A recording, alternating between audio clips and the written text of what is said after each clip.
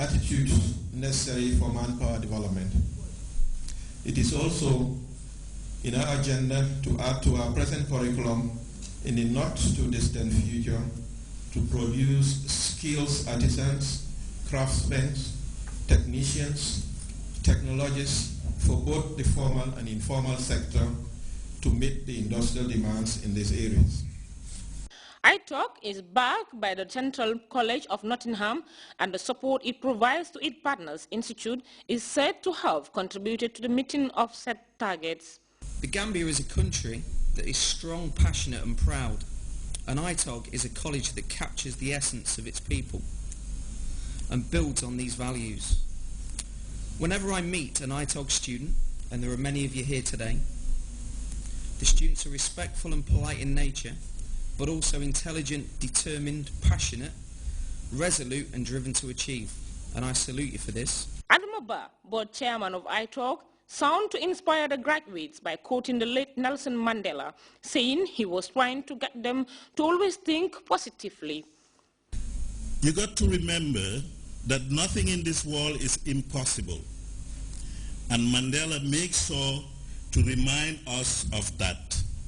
He said, "It always seems impossible until it is done."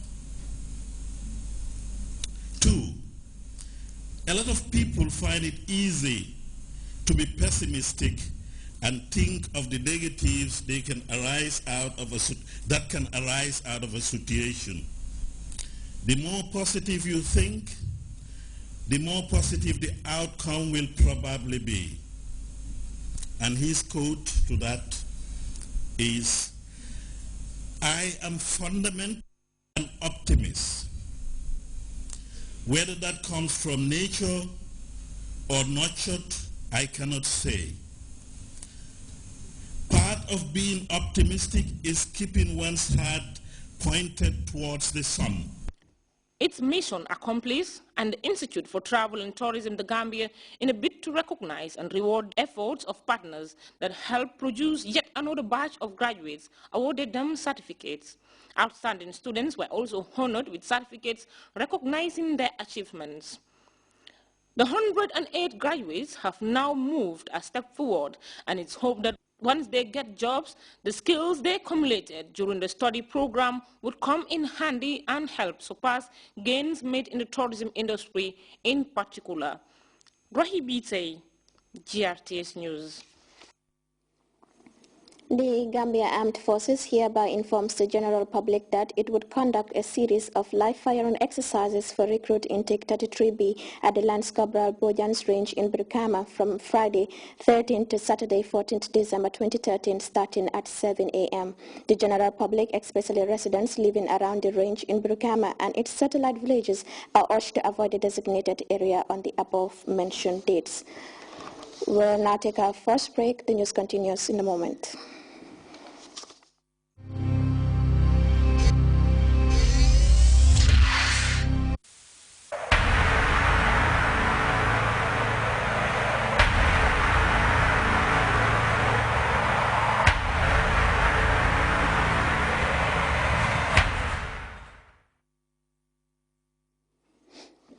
And now to international news. World leaders, among them current U.S. President Barack Obama and the Secretary General of the United Nations, Ban Ki-moon, have attended the memorial services for the late South African President Nelson Mandela. In a highly symbolic speech honoring the life of the iconic figure, America's first black president paid glowing tribute to Madiba, describing his legacy as an example for the rest of mankind. Here is an excerpt. How much harder to do so for a giant of history who moved a nation toward justice and in the process moved billions around the world. Born during World War I, far from the corridors of power, a boy raised herding cattle and tutored by the elders of his Bembu tribe, Madiba would emerge as the last great liberator of the 20th century. Like Gandhi, he would lead a resistance movement, a movement that at its start had little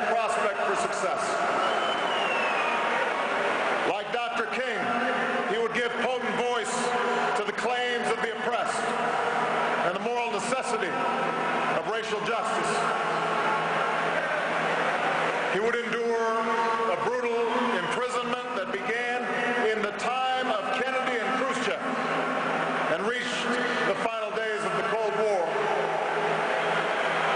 Emerging from prison without the force of arms, he would, like Abraham Lincoln, hold his country together when it threatened to break apart.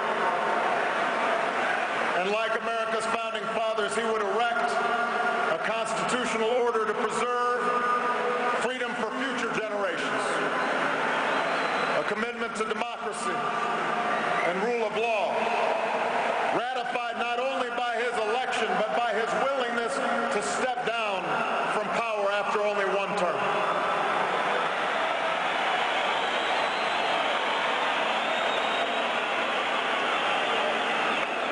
Given the sweep of his life, the scope of his accomplishments, the adoration that he so rightly earned, it's tempting, I think, to remember Nelson Mandela as an icon, smiling and serene, detached from the tawdry affairs of lesser men. But Madiba himself strongly resisted such a lifeless portrait.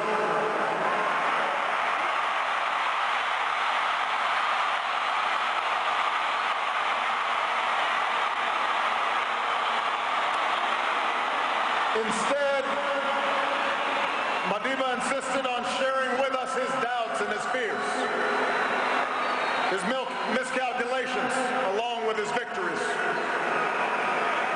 I am not a saint, he said, unless you think of a saint as a sinner who keeps on trying. And it was precisely because he could admit to imperfection. President Barack Obama there leading tributes to the late Nelson Mandela. More than 100 leaders attended the memorial ceremonies, and there were historic meetings, not least the symbolic embrace between Madiba's ex-wives, Winnie Mandela and widow Grace Marcel, as well as the historic handshake between the U.S. President and Cuban leader Raul Castro. We have details in this report.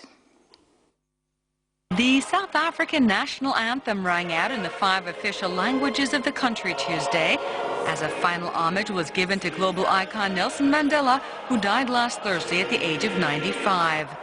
Driving rain kept the 95,000-seat Soccer City Stadium in Soweto from full capacity, but the turnout was impressive.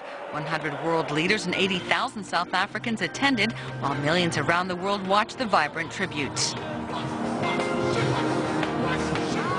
He sacrificed so much and was willing to give up everything he had for freedom and equality. We stand proud of you, Madiba, who represents the best Pan-African values of freedom, solidarity, service to the people, equality, sacrifice, and defense of the human dignity.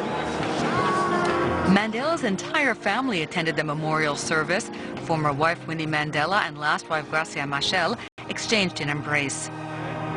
Current South African President Jacob Zuma attended and received a few boos from the crowd. Unlike U.S. President Barack Obama, who received rousing applause.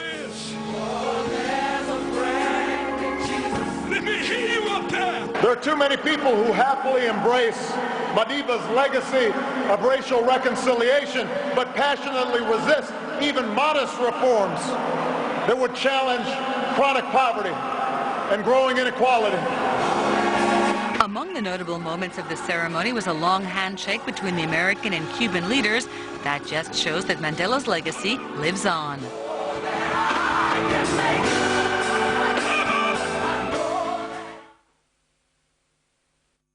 The carnage in the Central African Republic is spiraling out of control. Rival gangs belonging to Christians and Muslim groups have been engaged in another round of sectarian violence. Meantime, France has confirmed that 2 of its soldiers have been killed by unknown gunmen during overnight classes in Bangui. We have details of that story in the CFI report.